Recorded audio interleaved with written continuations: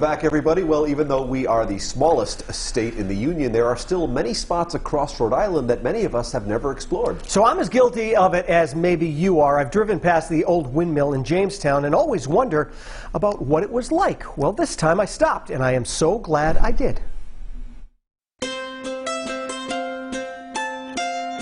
There's sort of three names for this kind of a mill. Of course, windmill would be the most common name. And in addition, because of the shape of the mill, it sort of looks like a smock, so it's often called a smock mill. The most technical name might be a grist mill. Grist is grain that has been prepared to be ground to be made into flour. So basically, they're mechanisms on the top level in the bonnet where the wind energy, of course, turns the sails, and there's a wind shaft that is connected to a whole series of gears. It's quite complicated up there. But it then turns this shaft that comes down from the bonnet, and it goes to this connecting piece here, and I believe it's called a damsel, believe it or not, D-A-M-S-E-L, but then that is connected to the top stone, and there's two stones here. The top one is called the runner, the bottom one is called the bed stone. There was an older windmill here, and it was owned by a gentleman who took the wrong side during the Revolutionary War, and he lost the land. The windmill had been abandoned, and in 1787 the state took the land and gave this chunk of it to the town of Jamestown on the condition they build a mill here to grind corn and some flour, but mostly corn. So it's been grinding mill for years and years and years. Gradually, hydropower and other methods became more efficient, and the mill began to deteriorate. It wasn't used as much. The Jamestown Historical Society was founded in 1912 when it became clear that everyone wanted to save the building and we needed an organization to help run it, and they've been taking care of it ever since. In 2000, 2001, the building was totally gutted and rebuilt, and they saved every old piece they could, replaced anything that needed replacing. And 2 winters ago, it's been a couple of year process, we replaced the main wind shaft on it, which required identifying a new piece of wood, bringing it out, seasoning it for a couple of years, carving it, and putting it in. There were windmills all around. It was how people got corn into flour to use for Johnny cakes or cornbread.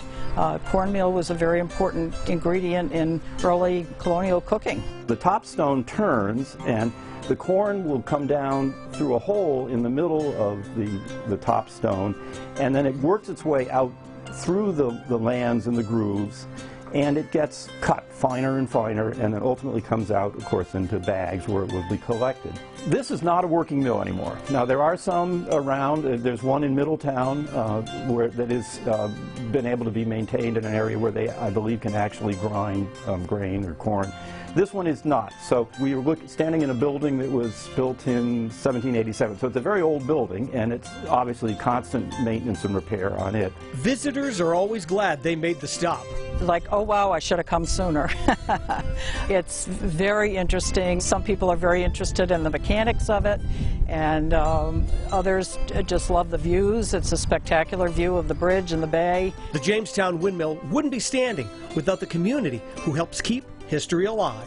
All volunteers, the docents who are here every weekend to open and maintain it and answer questions are all volunteers, and the folks who take care of it, except for our millwright, we have someone on retainer who is a professional millwright, are all volunteers, making sure that everything gets maintained. It's so exciting to be part of this community. Jamestown's a wonderful town, and it is very community oriented in the arts and in government and education. And it's one of our ways of contributing to the community. It's also, this is a major tourist destination. So I'm a docent here probably 3 or 4 times every summer, also a couple of times in the museum in town.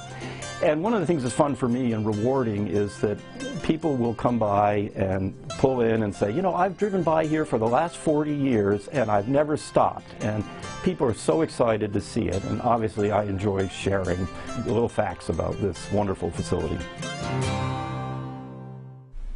So I have, like, I've driven by there a ton of times and never stopped there. One of the things I never realized is the top part of that windmill isn't even like bolted in. This is like crazy. It just sits there, and if a storm comes in, they basically have to tie things down and turn it away from, into the wind so it doesn't blow off. No, it's interesting. I never realized that's how I thought. Maybe a little screw, something, but no. It's fun to learn about these places and to pick up some fun facts. And so much history. Jamestown is such a beautiful place too. It really is. The footage was awesome. Yeah, really good. You know Okay. what? Good job. Thank you. I'm going to chalk that up as a win. The Windmill, thank you. Thank you from our studio audience. The Windmill is open from 1 p.m. to 4 p.m. every Friday, Saturday, and Sunday, and holidays as well, till the end of the month. Weather permitting, or by appointment. Now, the Windmill may be closed during inclement weather.